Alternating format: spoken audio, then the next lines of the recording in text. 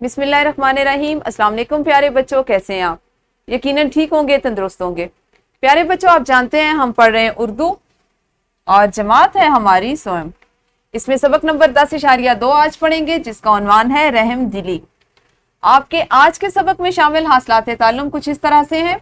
मानी के लिहाज से मुतज़ाद अल्फाज को समझकर इस्तेमाल कर सकें, तज़कीर व तानीस का फ़र्क जुमलों में वाज़े कर सकें। सबक का इस्लामी नुक्ता नज़र उस पर बात किए लेते हैं।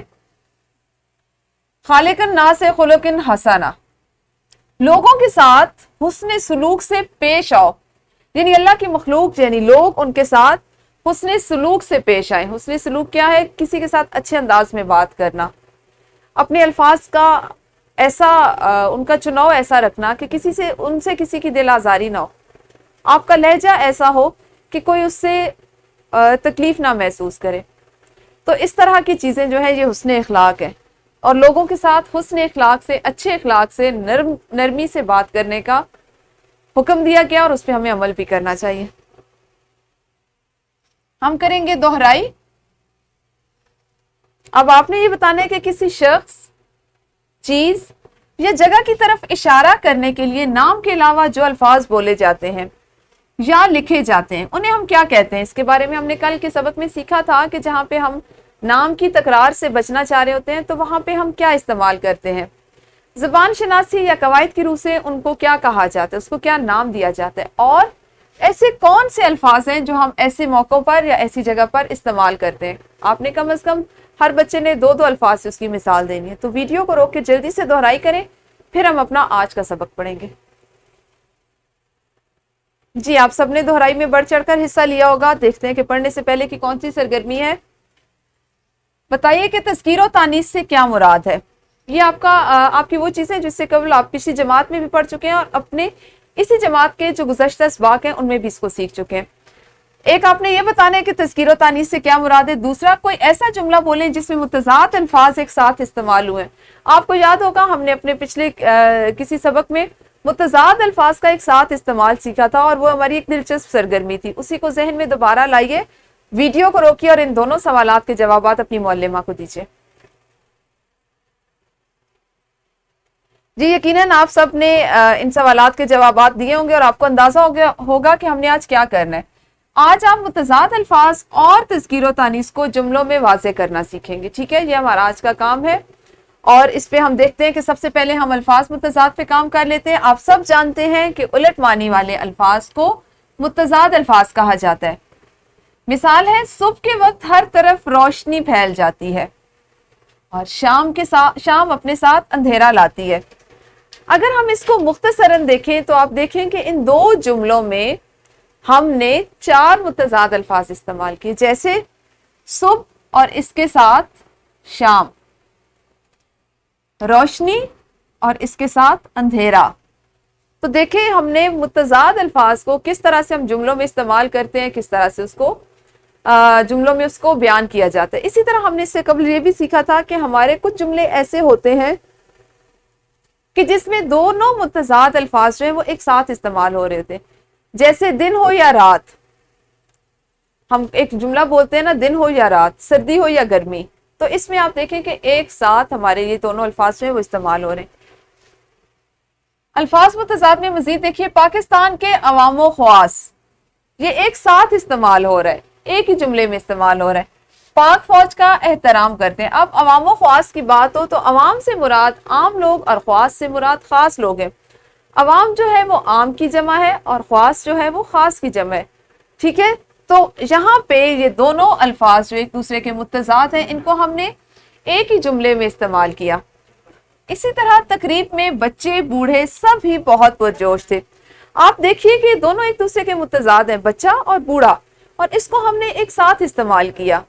हमारे जुमलों में बाज़ औक़ात जुमले की मुनासबत से मुतज़ाद अल्फाज दोनों एक वक्त में एक साथ इस्तेमाल होते हैं।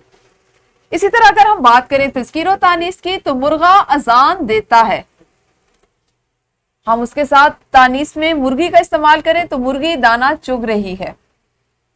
तोता चूरी खाता है, यानी जो आपके पास मुज़क्कर या मुअन्नस इसम होगा उसका फेल भी उसी मुनासबत से होगा। ठीक है, और कोयल गाना गाती है। कोयल चूंकि एक ऐसा परिंदा है जिसको हम اس کے معنی کو استعمال کرتے ہوئے مؤنث معنی میں استعمال کرتے ہیں تو اس کو ہم اس کا فعل بھی مؤنث لیتے ہیں. اسی طرح سے چڑیا گھونسلہ بناتی ہے، اور اگر آپ یہاں پہ اسی جملے کو بدل دیں اس کی تذکیر و تانیث کے حوالے سے، چڑیا کا مذکر چڑا اور اس کا فعل بھی کس طرح سے بدل جائے گا کہ چڑا گھونسلہ بناتا ہے، چڑا گھونسلہ بناتا ہے. تو یوں ہمارا جو مذکر یا مؤنث جو بھی صیغہ استعمال ہو رہا ہو، عام طور پر ہمارا فعل بھی اسی مناسبت سے استعمال کیا جاتا ہے. مجھے امید ہے یہ پہلے پڑھائی جانے والی چیزیں دوبارہ سے آج آپ کے ذہن میں تازہ ہو گئی ہوں گی، آپ نے ان کی اچھے سے دہرائی کی آج مل کے. اب ان تمام باتوں کو سامنے رکھتے ہوئے، ذہن میں رکھتے ہوئے انفرادی سرگرمی کیجیے. مشق میں حل کیے گئے سوال نمبر 9 کے الفاظ اور متضاد الفاظ کو جملوں میں استعمال کرنا ہے. آپ نے یقیناً اپنی کتاب پر سوال نمبر 9 مشق کا جو اس کو مکمل کر لیا ہوگا. اگر نہیں کیا تو آپ پہلے اس کو کریں اور اس کے بعد الفاظ اور متضاد الفاظ کو اپنے جملوں میں استعمال کریں. تو ویڈیو کو روک کر یہ کام کیجیے. یقیناً انفرادی سرگرمی مکمل ہو گئی. گروہی سرگرمی ہم دیکھتے ہیں. آپ اپنی جماعت کو مناسب گروہوں میں تقسیم کریں. ہر گروہ پرندوں، جانوروں اور انسانوں میں سے کسی ایک موضوع کی تذکیر و تانیث کے جملے بنائے. صرف 3 گروہوں میں آپ نے کام کرنا ہے. ایک دلچسپ سرگرمی، ایک گروہ پرندے لے لے، ایک جانور لے لے اور ایک انسان لے لے. انسانوں میں اگر آپ جاتے ہیں تو آپ رشتوں کو تذکیر و تانیث میں کر سکتے ہیں، جیسے امی ابو، بہن بھائی، بہن بہنوئی، دادا دادی، نانا نانی. اس طرح کے رشتوں سے آپ تذکیر و تانیث کے جملے بنا سکتے ہیں. تو ویڈیو کو روکتے ہوئے اس سرگرمی کو گروہ کی صورت میں کھینچے.